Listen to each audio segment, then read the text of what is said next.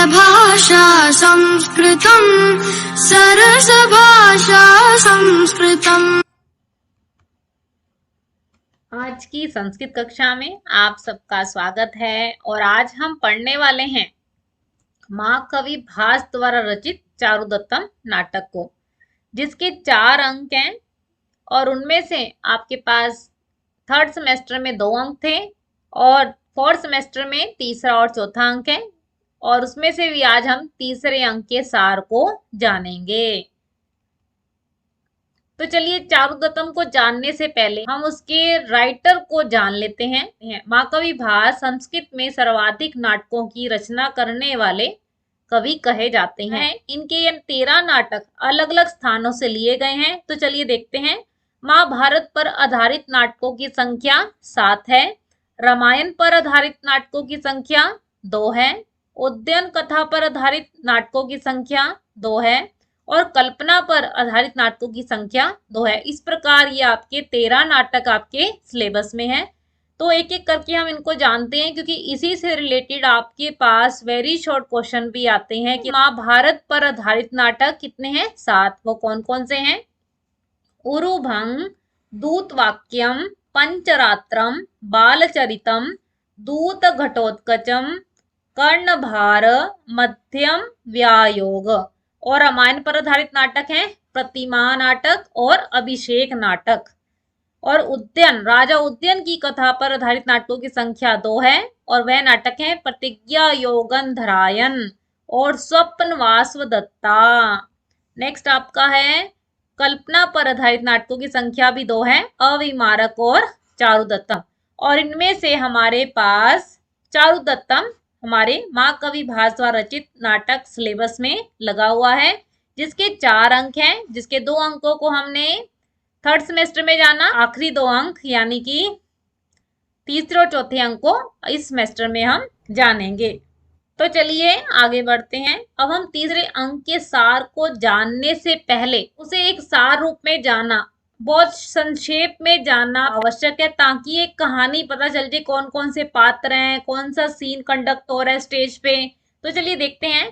पहला सीन है आपका, जिसे आप प्रथम दृश्य कहेंगे। उसमें चारुदत्त और विदूषक का आगमन होता है और दूसरे दृश्य में सज्जलक का प्रवेश होता है। तीसरे दृश्य में चोरी की सूचना है और उसके बाद की जो घटना है ब्राह्मणी द्वारा मुक्तावली समर्पण। अब आपको यहाँ पे दृश्य दिख रहे हैं 1st, 2nd, 3rd। इसका क्या अर्थ है? इसका अर्थ है कि एक प्ले हो रहा है और स्टेज पे वो जब प्ले कंडक्ट हो रहा है तो उसके बाद जब एक सीन के बाद जब दूसरा पात्र बदल रहे हैं तो वो दूसरा 2nd सीन हो गया है, फिर पात्र बदले हैं, फिर तीसरा सीन हो गया। तो इस प्रकार आपको इन पॉइंट्स को माइंड में बिठाकर रखना है, ताकि हमारे लिए सार लिखना, उसकी कहानी लिखना बहुत आसान हो जाए। तो एक एक करके अब हम इन दृश्यों को डिटेल से जानेंगे। तो देखिए, पहले दृश्य में चारुदत्त और विदूषक का आगमन होता है। हमें पता चला कि रात्रि के समय चारुदत्त और विदूषक किसी संगीत गोष्ठी से वापस आते हैं और वही संगीत जो है चारुदत्त को बहुत अच्छा लगता है और विदूषक को अच्छा नहीं लगता। वह उसके विषय में कोई बात नहीं करना चाहता। जैसे ही वो घर पहुंचते हैं तो वहां पर चारुदत्त की दासी है, उसका नाम है रदनिका। वह मैत्रेय को याद दिलाती है कि तुमने स्वर्ण भांड की रक्षा का भार लिया था।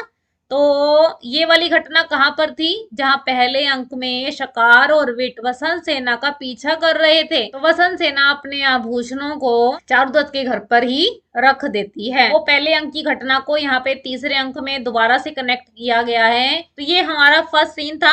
अब दूसरे सीन में हमारे पात्र बदल गए हैं और उसकी एंट्री हुई है सज्जलक।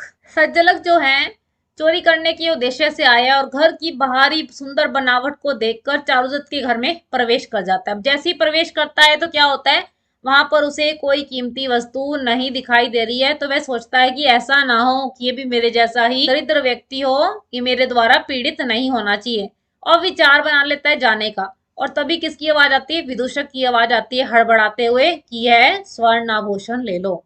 और वह डर सा जाता है कि कहीं ऐसा तो नहीं कि मुझे देख के बोल रहा है। तो जब उसे निश्चय हो जाता है कि हाँ ये सच में सो रहा है, तो वह स्वर्ण भांड को लेता है और भाग जाता है और उधर प्रातःकाल हो जाता है।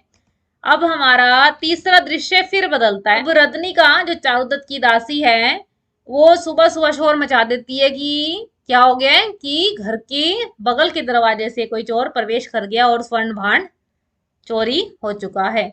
अब जैसे ये सूचना मिलती है तो रत्निका और मैत्रेय चारुदत्त के पास जाते हैं। विदूषक प्रसन्न इसलिए हो रहा होता है क्योंकि उसे लगता है कि रात्रि काल में चारुदत्त उसके पास आए थे और वह उसने आभूषण जो है चारुदत्त को दे दिए, जबकि ऐसा नहीं हुआ। उसने सज्जलक को चारुदत्त समझ लिया और घबराहट में तो पहले ही था क्योंकि स्वर्ण आभूषण संभालने की जिम्मेवारी लेनी थी, तो इस कारण वह आभूषण स्वयं ही उसने चोर के हाथ में यानी सज्जलक के हाथों पकड़ा दिए। नींद की अवस्था में होने के कारण वह नहीं जान पाता कि उसने किसको आभूषण पकड़ाए हैं। और चारुदत्त जो है मैत्रेय को बताता है कि तुमने मेरे हाथों में नहीं वो स्वर्ण भांड पकड़ाया, जबकि चोर के हाथ में यानी सज्जलक के हाथ में ही पकड़ा दिया है। चारुदत्त बहुत चिंतित अवस्था में पहुंच जाता है क्योंकि उसे लगता है कि अब तो क्या होगा, दृढ़ता के कारण लोग उस पर ही उंगली उठाएंगे, क्योंकि दरिद्र अवस्था ऐसी है जहां पर एक व्यक्ति के भाई बंधु भी उसकी सही बात पर विश्वास नहीं करते हैं और दूसरों के द्वारा किए गए पाप कर्म भी उस व्यक्ति के ही मान लिए जाते हैं।